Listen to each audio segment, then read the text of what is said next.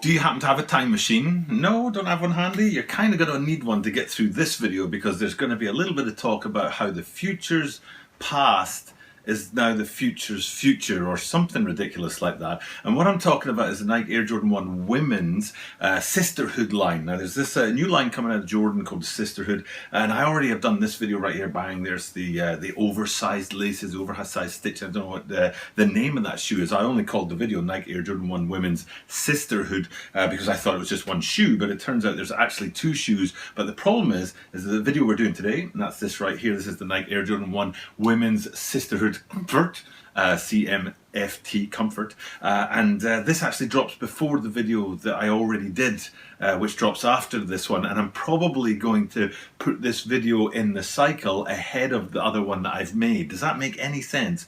So I've already made the video about the shoe that follows this shoe, and I've already put it on YouTube, but I haven't put a live date on it yet. So I can push that back so that this video happens, goes up on YouTube before that video.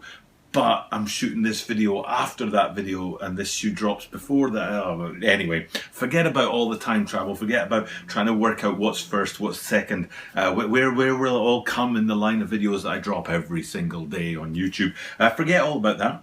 Just focusing on the shoe. Now, I already talked about the other Sisterhood shoe, which had that oversized stitching holding it together in three different places on the lateral, and then at three identical places on the medial, so 6 places in total. And that's all been sort of traded out for this shoe. Very similar colorways, the sort of Royals kind of blue, black, white colorway going on in there. But this oversized stitching that's on the shoe that follows this, that I've already made a video about, is replaced on this shoe with studs instead. So you've got studs, metal studs holding the shoe together in particular places, and one of those studs is very, very cool. So we're going to get into all those hits on this shoe that make it a great looking shoe. There's tons of details on it, just like its compatriot sneaker that I've already done a video about.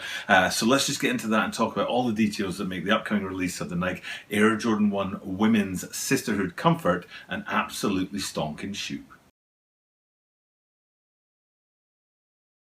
This is the Tokyo Bada 23 Sneaker Channel. Tokyo Bada 23 Sneaker Channel. Des Mainichi Upsoon no De Mainichi Mite Kudasai. Every single day from Tokyo, Japan, I bring you content about upcoming sneaker releases, sneaker news, and sneaker reviews. And this one's coming, I think it's on October the 15th, which seems to be a day because I know there's 2 foam posits on that day as well, and there's something else, can't remember what it is, that I've already done videos for that are all on October the 15th. So maybe that's a big day in sneaker land. And these guys are coming down the line then, the Air Jordan 1 women's Sisterhood Comfort. I'm going to struggle to remember that throughout this video, but it's like a great looking shoe. There's a lot in it, a lot of details on this shoe. And now we're talking about this video is probably going to go, I'm going to say it's going to go up on YouTube 10 days before the drop, which is perfect for me. That's my sweet spot. I'm looking to do videos about upcoming releases about 10 days to 2 weeks before they drop, so that you, the viewer out there, can decide whether you want to get your hands on them or not with a pretty solid base of knowledge, knowing what it is that makes up this shoe. So that's what we're doing today. We're going through this shoe, looking at all the details on it. And there are some very surprising details. I'm going to start in the wrong place. Bang!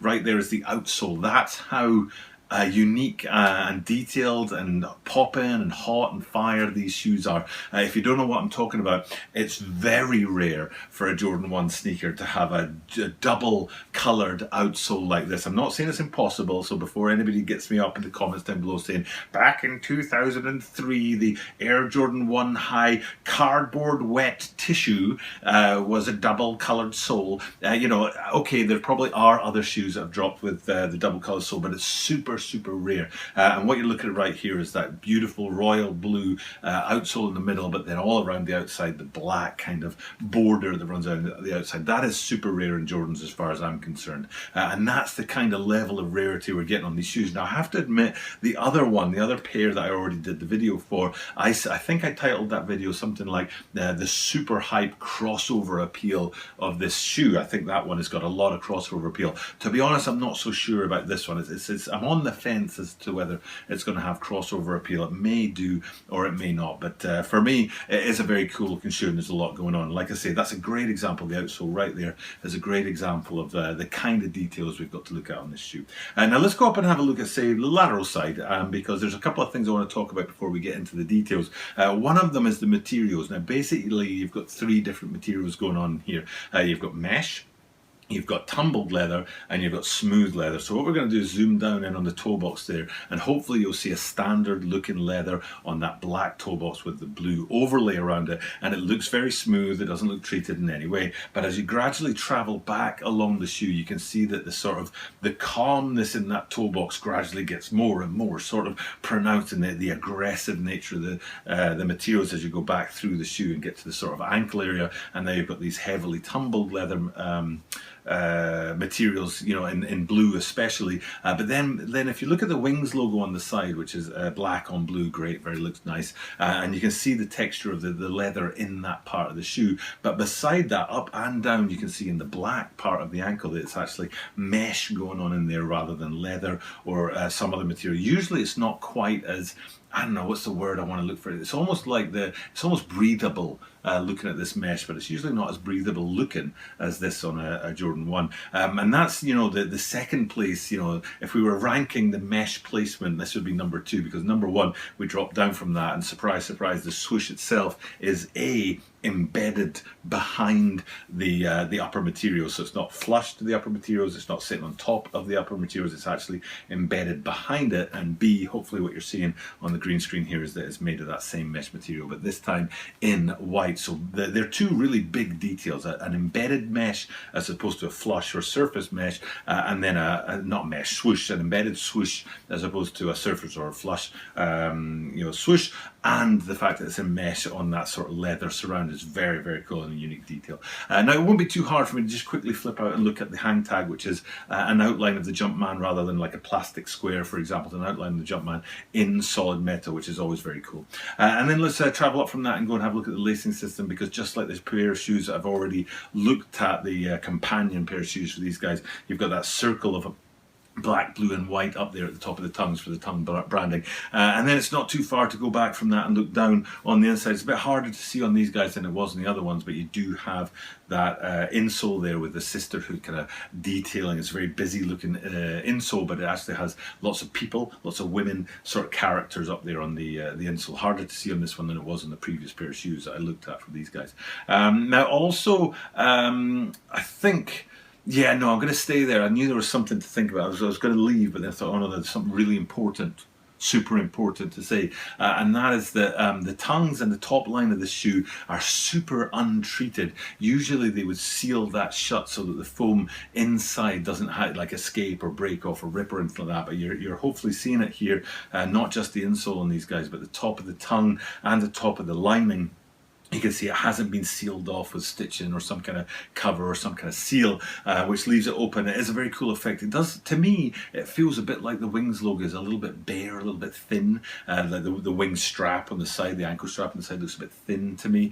And I don't know if that's just an effect of the photograph or an effect of it not being finished, but it just seems like it's very, I don't know, it doesn't offer as much stability as you'd want in a basketball shoe, but it's one of the major features of the shoe is that unfinished of the tongues and the unfinished of the top line there. And then the last thing to look at before we get to the signature features, one of the signature features is on the back. We'll look at this big old stud that holds the whole thing together. It's bigger than any of the other studs, and you should be able to see a trail of studs running down the medial and the lateral side away from this large stud on the back. And hopefully the green screen's showing you here that that stud itself, that single stud on the back, has a Jumpman emblazoned on it as well. So I'll come back to another angle on the shoe. I'm not sure which is the best place to look, but I think maybe on the lateral side I'll be able to show you a couple more places where you get those metal studs instead of stitching, or instead of that oversized stitching of the companion shoe holding it all together. Now those studs are the signature feature of the shoe, and for me they're just on the right side of subtle. They're not too much. If they hadn't been flush, for example, if they'd had a bit of raise about them, a bit of 3D,